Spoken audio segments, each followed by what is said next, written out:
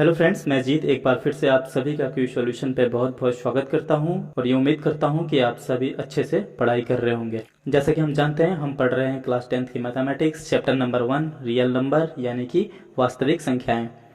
ये real number का दूसरा पार्ट है। अगर आपने इससे पहले वाला वीडियो नहीं देखा है तो डिस्क्रिप्शन में पहले वीडियो का लिंक है, आप वहाँ पे जाके डायरेक्ट देख सकते हैं। जैसा कि हमने पिछले वीडियो में लास्ट टॉपिक पढ़ा था यूक्लिड्स डिवीजन लेमा, उसमें हमने ये देखा था कि यूक्लिड डिवीजन लेमा क्या होता है, उसके कुछ कंडीशंस होते हैं, उसकी डेफिनेशंस हमने पढ़ी थी। इस वीडियो में हम बात करेंगे कि यूक्लिड्स डिवीजन लेमा से एचसीएफ कैसे निकाला जाता है। डियर स्टूडेंट्स, पहले मैं आपको एक छोटे से एग्जांपल से समझाऊंगा कि यूक्लिड डिवीजन लेमा से एचसीएफ कैसे निकाला जाता है। उसके बाद हम इस चैप्टर्स के कुछ एग्जाम्पल्स और कुछ एक्सरसाइज के क्वेश्चंस करेंगे। तो आइए शुरू करते हैं। सपोज हमारे पास ये क्वेश्चन है, लिखा है use Euclid division lemma to find HCF of 125 and 45। यानी कि हमें यूक्लिड डिवीजन लेमा के मेथड से हमें 125 और 45 का एचसीएफ निकालना है। तो हम कैसे निकालेंगे? क्योंकि हमें यूक्लिड डिवीजन लेमा मेथड से निकालना है तो हम जानते हैं उसकी क्या कंडीशंस होती है। हम जानते हैं कि यूक्लिड डिवीजन लेमा क्या कहता है हमारा, a is equal to b q plus r where 0 is less than equal r is less than b. ये हम पिछली वीडियो में पढ़ चुके हैं। हमें ये पता है कि a जो होता है हमारा डिवाइडर होता है यानी कि डिविडेंट होता है, b जो हमारा डिविजर होता है, q क्वोशंट होता है और r हमारा रिमाइंडर होता है। हम जानते हैं ये बात। तो आइए देखते हैं कि इस कंडीशन से हम कैसे इन दो नंबरों का एचसीएफ निकालेंगे। तो सबसे पहले हम जानते हैं कि 125 इज ग्रेटर देन 45। हमें पता है कि 125 45 से बड़ा है। तो हम सबसे पहले क्या करेंगे, 45 से डिवाइड कर देंगे 125 को। तो ये जाएगा 2 टाइम्स, यहाँ पे 90 होगा, माइनस होगा और ये बचेगा हमारा 5 और ये 3 बचेगा, यानी कि 35 हमारा रिमाइंडर आर की वैल्यू 35 आएगी। क्योंकि हम पढ़ रहे हैं यूक्लिड डिवीजन लेमा और उसकी कंडीशन हम जानते हैं a equal to b q plus r होता है, तो हम इस कंडीशन को इस कंडीशन में बदल लेंगे। तो हम जानते हैं a यहाँ पे 125 है, b यहाँ पे 45 है, q यहाँ पे 2 है और r यहाँ पे 35 है। तो हम कैसे लिखेंगे, 125 इक्वल टू 45 इंटू 2 प्लस का 35। हम इस कंडीशन को इस तरीके से लिख सकते हैं। डियर स्टूडेंट्स, यहाँ पे हम एचसीएफ निकाल रहे हैं तो ध्यान देने वाली बात यह है कि हम इस डिवाइड को तब तक करते रहेंगे जब तक कि रिमाइंडर हमारा 0 नहीं आ जाता। ठीक है, अभी फिलहाल हमारा रिमाइंडर 35 है तो हम इससे आगे अभी और डिवाइड करेंगे। तो इससे आगे हम क्या डिवाइड करेंगे, देखिए, तो जो हमारा ये रिमाइंडर होता है 35 और जो हमारा ये डिविजर होता है 45, तो हम क्या करते हैं, दूसरे स्टेप में इस रिमाइंडर 35 को हम डिविजर बना देते हैं और इसको हम यहाँ पे ले आते हैं। यानी कि हम 35 से डिवाइड करेंगे 45 को, यानी कि जो ये डिविजर था इसको यहाँ पे डिविडेंड बना दिया और 35 जो हमारा रिमाइंडर था उसको डिविजर बना दिया। तो अब जब हम 35 से भाग देंगे 45 को तो ये जाएगा 1 टाइम, यहाँ आएगा 35, यहाँ आएगा 10। क्योंकि हम देख रहे हैं r की जो वैल्यू आई वो 0 के बराबर नहीं आई, 10 आई, तो ये प्रक्रिया अभी और चलेगी। ये हमारा सेकंड स्टेप था। तो इस कंडीशन को भी सेम हम इस फॉर्म में बदल लेते हैं a equal to b q plus r से। तो हम यहाँ पे क्या लिखेंगे, 45 बराबर 35 into 1 plus remainder 10। Okay, r is not equal to 0, यहाँ पे भी r is not equal to 0। हम डिवाइड तब तक करते रहेंगे जब तक r का मान 0 नहीं आ जाता, यानी कि जब तक रिमाइंडर 0 नहीं आ जाता। तो देखते हैं सेम वही प्रक्रिया फिर से होगा। ये जो 35 यहाँ पर रिमाइंडर था उसको हम यहाँ पे ले आएंगे, डिविडेंड बना देंगे। तो बना देते हैं 35, ये 3 टाइम जाएगा और यहाँ पे 30 हो जाएगा और यहाँ पे 5 होगा। ओके, हमने तीसरी कंडीशन में भी देखा कि r की जो वैल्यू है वो 0 के बराबर नहीं है। तो अभी ये प्रक्रिया और लंबी चलेगी। तो हम इसको भी a equal to b q plus r के फॉर्म में लिख देते हैं। तो 35 बराबर 10 इंटू 3 प्लस का 5, ये हो गया। ये 10 यहाँ पे आ जाएगा, 2 टाइम जाएगा और यहाँ पर 10 माइनस 0। हम देख रहे हैं कि रिमाइंडर जो है हमारा 0 के बराबर आ गया है, यानी कि इस अभी प्रक्रिया यहीं पे समाप्त हो जाएगी। तो पहले हम इसको भी a equal to b q plus r के फॉर्म में लिख लेते हैं। तो 10 इक्वल टू 5 इंटू 2 प्लस का 0। तो हमने देखा 1 2 3 4, हमने देखा कि 4 स्टेप में हमारा SCF मिला है। तो SCF क्या हुआ हमारा, जब r इक्वल टू 0 आ जाए तो उसका जो लास्ट डिविजर होता है वही हमारा SCF होता है, यानी कि 5। यहाँ पर रिमाइंडर r इक्वल टू 0 आ गया है, लास्ट डिविजर हमारे पास 5 है, तो यही हमारा क्या होगा, SCF होगा। तो हम कह सकते हैं कि 125 एंड 45 का SCF 5 होगा। ओके डियर स्टूडेंट्स, ये आपके चैप्टर में एग्जाम्पल नंबर 1 है, इसको हम देख लेते हैं। ये कह रहा है कि use Euclid's algorithm to find SCF of 4052 and 12576। Same ऐसे ही करना है जैसे हमने अभी प्रीवियस क्वेश्चन किया। हम यहाँ पे देख रहे हैं 12576 बड़ा है 4052 से, तो हम क्या करेंगे, 4052 से 12576 को डिवाइड कर देंगे। हम जानते हैं a equal to b q plus r होता है, हम इस कंडीशन को भी जानते हैं। तो जब हमने डिवाइड किया तो ये 3 टाइम गया, यहाँ पे 12156 आया और जो रिमाइंडर बचा हमारा 420। तो हमने यहाँ पे आप देख रहे हैं फर्स्ट स्टेप लिख दिया 12576 equal to 4052 into 3 plus 420। Okay वही रिमाइंडर 0 नहीं था तो हमने 420 से डिवाइड किया, इस डिविजर को हमने डिविडेंड बनाया, यहाँ ले आए, 9 टाइम गया और ये 3780 हुआ। हमने जब माइनस किया तो 272 बचा, फिर हमने इस कंडीशन को यहाँ लिख दिया वैसे ही, क्योंकि ये 0 नहीं था तो हमने फिर इसको यहाँ पे ले आए, फिर हमने वही किया, यहाँ पर रिमाइंडर 148 बचा, तो फिर हम इसको यहाँ पे ले आए, फिर वहाँ पर 124 बचा, फिर हम इसको यहाँ पे ले आए, फिर यहाँ पर 24 बचा, फिर हम इसको यहाँ ले आए, फिर यहाँ पे 4 बचा, फिर हम इसको यहाँ पे ले आए, तो फिर यहाँ पे रिमाइंडर आपका 0 हो गया। तो हमने देखा 1 2 3 4 5 6 7 स्टेप करने के बाद हमें SCF मिला, और SCF क्या मिला, 4। मैंने आपको बताया था कि जब r की वैल्यू 0 आ जाए और उसका लास्ट डिविजर जो होता है वही हमारा SCF होता है। तो हम कह सकते हैं कि 12576 एंड 4052 का SCF 4 होगा। ओके नेक्स्ट क्वेश्चन देखते हैं। डियर स्टूडेंट्स, ये आपके चैप्टर का एग्जाम्पल नंबर 2 है। कह रहा है so that every positive even integer is of the form of 2q and that every positive odd integer is the form of 2q plus 1 where q is some integer.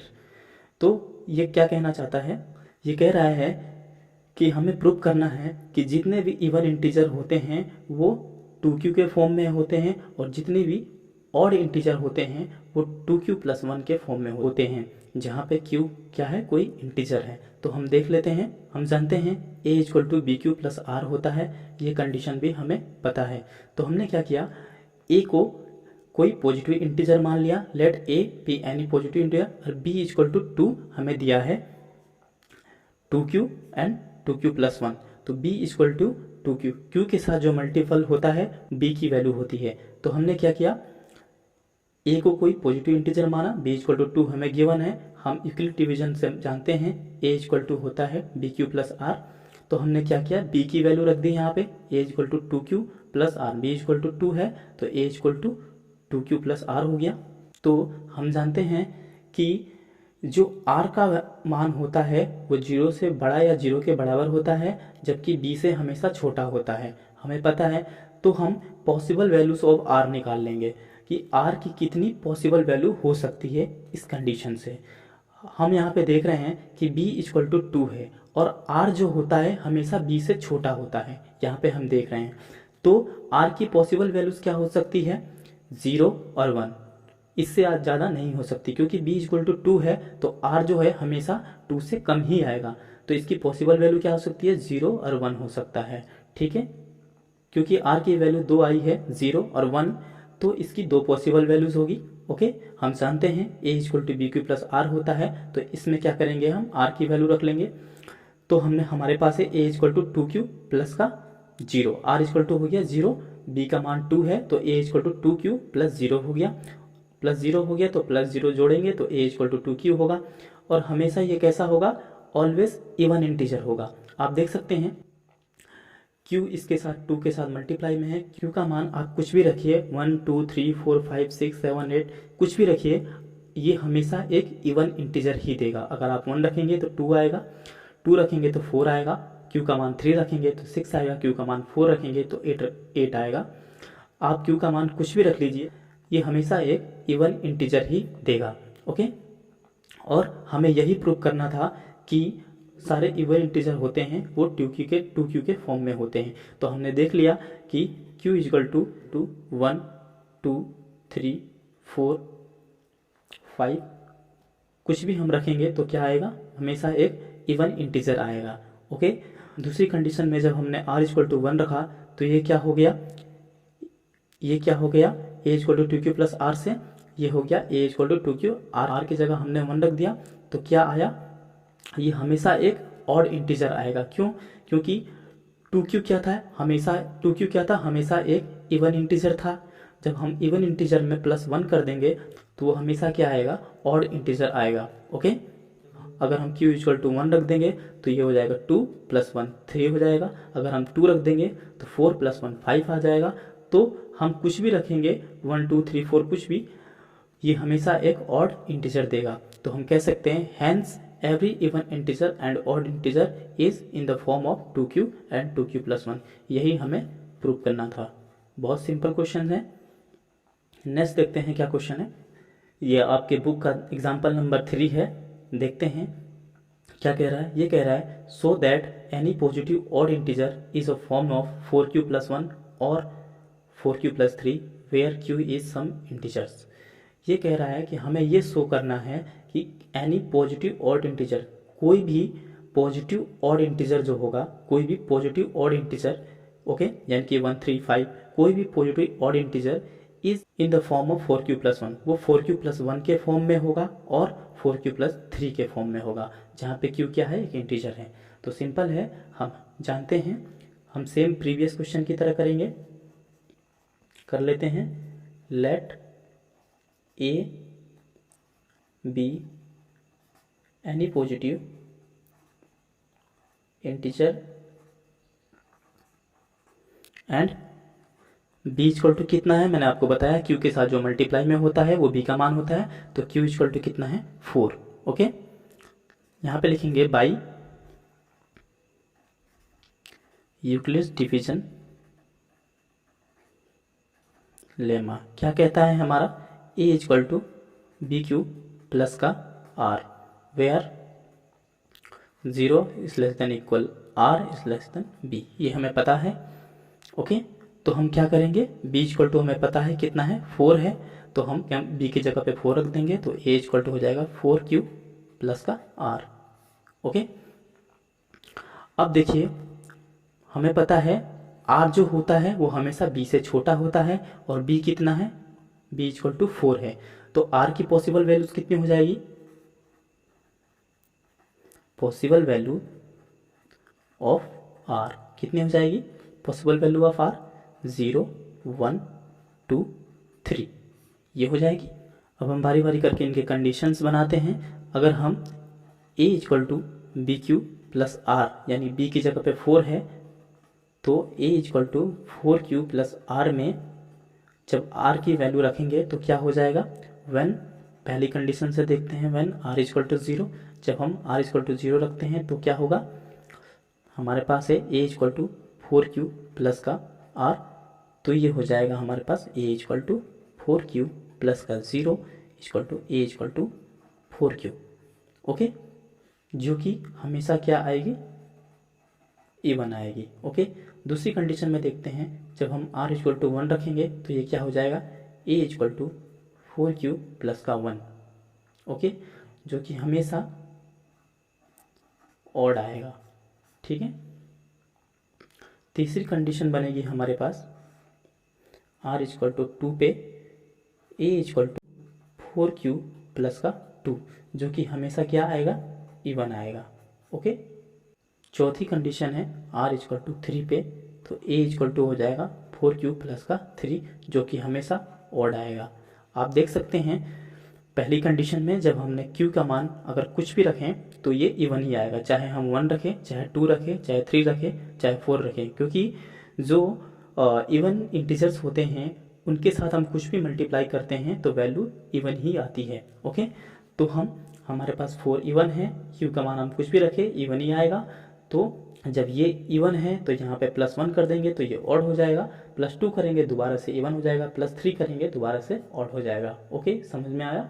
तो हमें यही prove करना था कि कोई भी जो पॉजिटिव ऑड इंटीजर्स होते हैं वो 4q + 1 और 4q + 3 के फॉर्म में होते हैं। हमने प्रूव कर दिया, ये भी ऑड आया, ये भी ऑड आया। तो हम यहाँ पे लिख देंगे hence any odd positive integer is of the form of 4q + 1 and 4q + 3। ये हमारा प्रूव हो गया। नेक्स्ट क्वेश्चन करते हैं। ये आपके चैप्टर्स के कुछ एग्जाम्पल थे, 1 2 3 जो मैंने आपको करा दिया।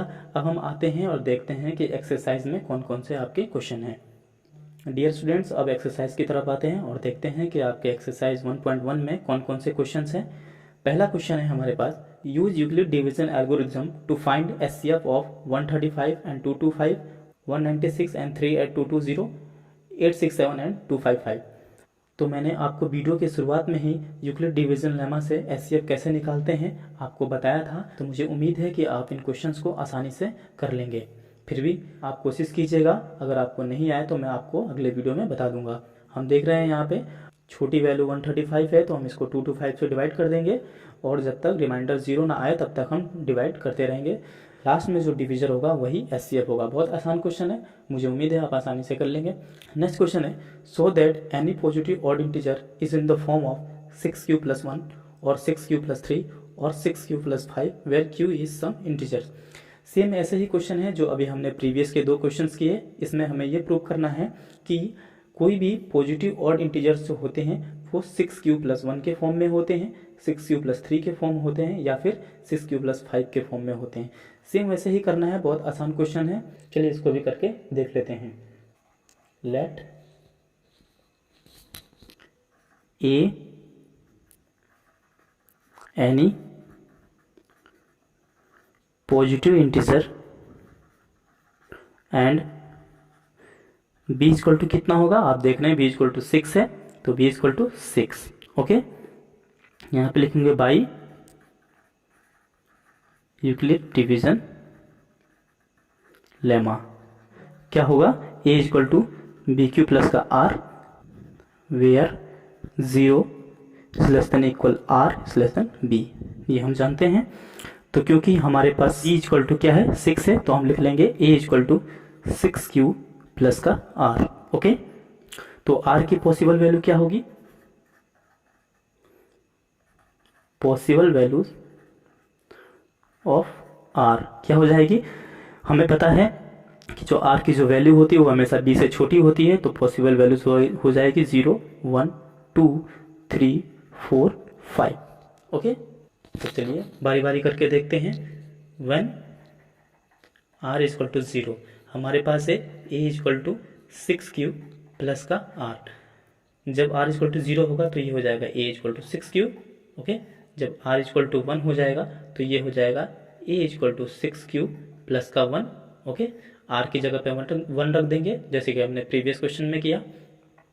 r = 2 रखने पे क्या हो जाएगा हमारे पास, a = 6q + 2, r की जगह पे 2 रख देंगे।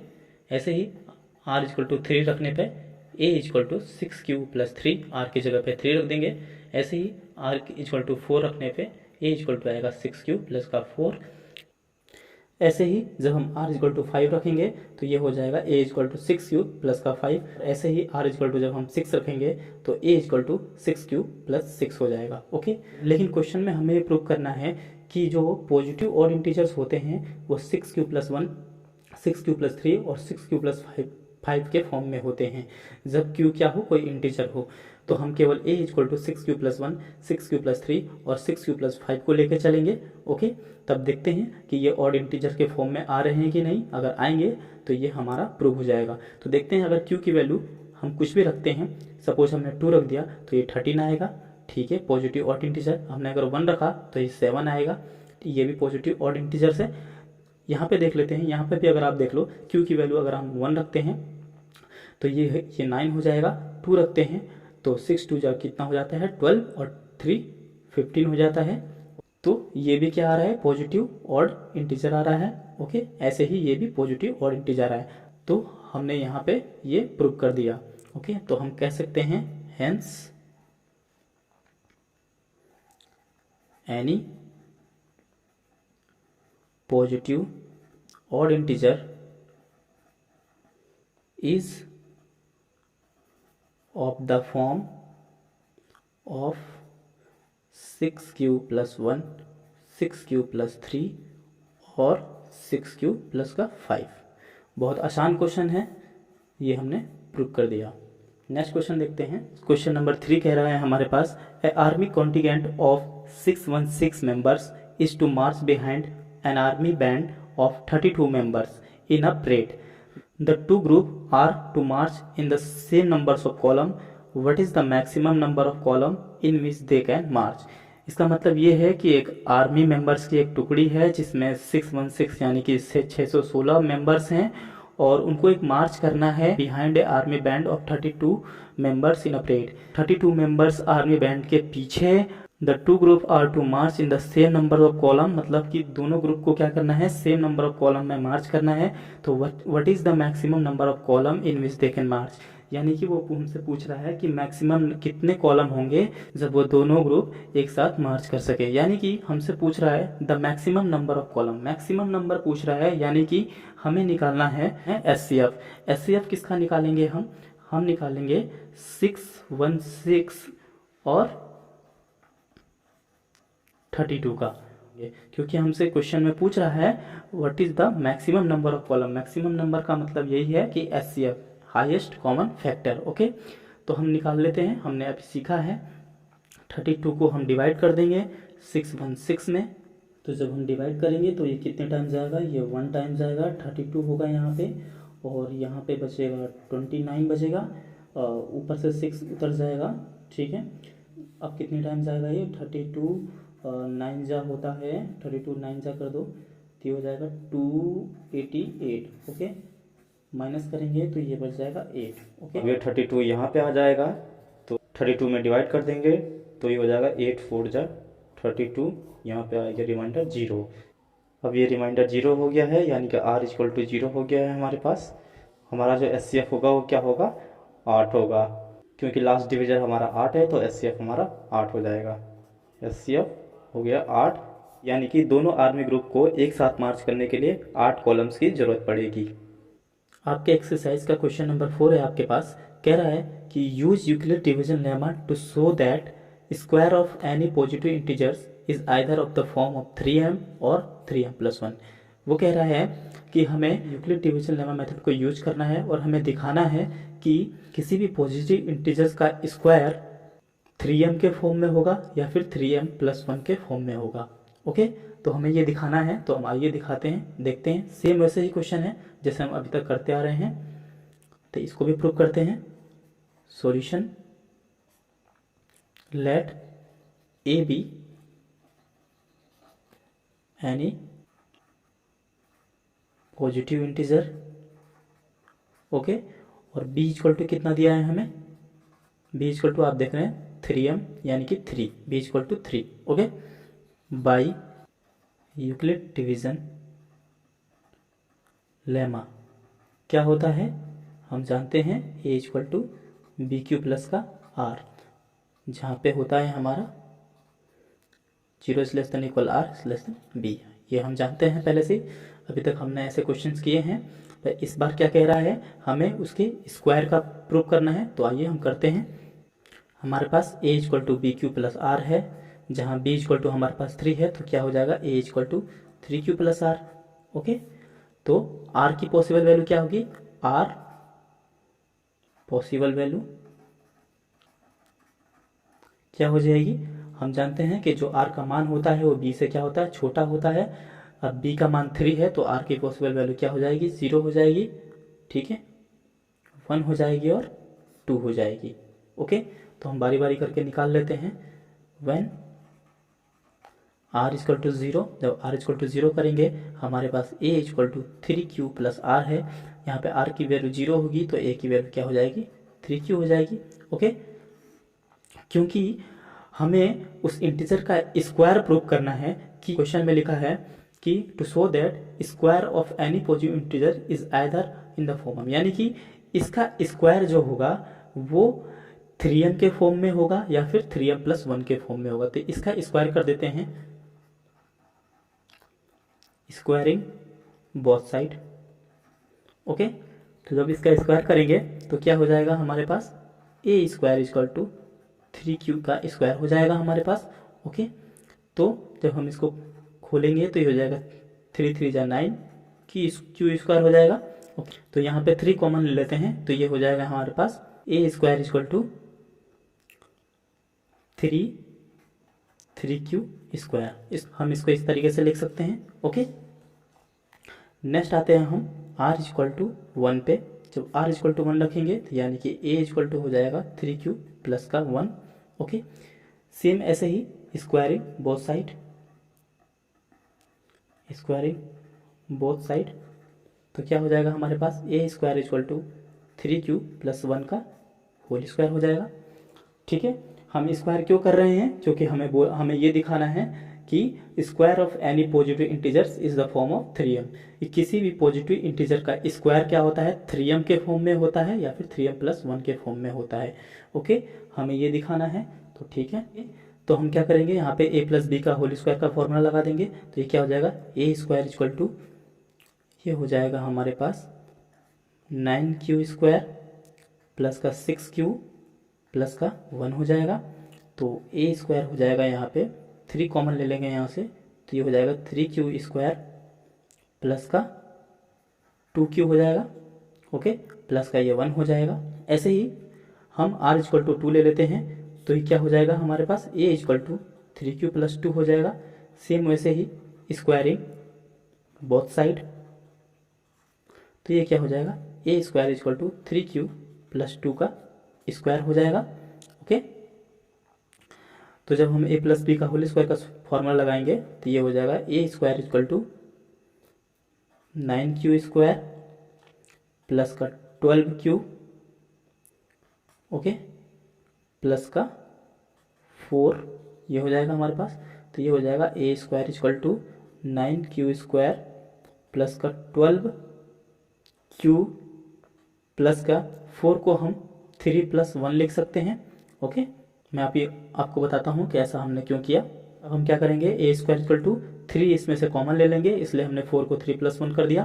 तो 3 को कॉमन लेंगे तो क्या हो जाएगा, 3 कॉमन ले लेते, 3q स्क्वायर प्लस का 4q प्लस का 1 और प्लस का ये 1। ओके, अब हम देख रहे हैं यहाँ पे तीनों कंडीशन में कि जो पहली वैल्यू थी हमारी r इक्वल टू 0 पे a square equal to 3q square, okay, r equal to 1 पे थी हमारी 3q square plus 2q plus 1, और r इक्वल टू 2 पे वैल्यू है हमारी a square equal to 3q square plus 4q plus 1 plus 1।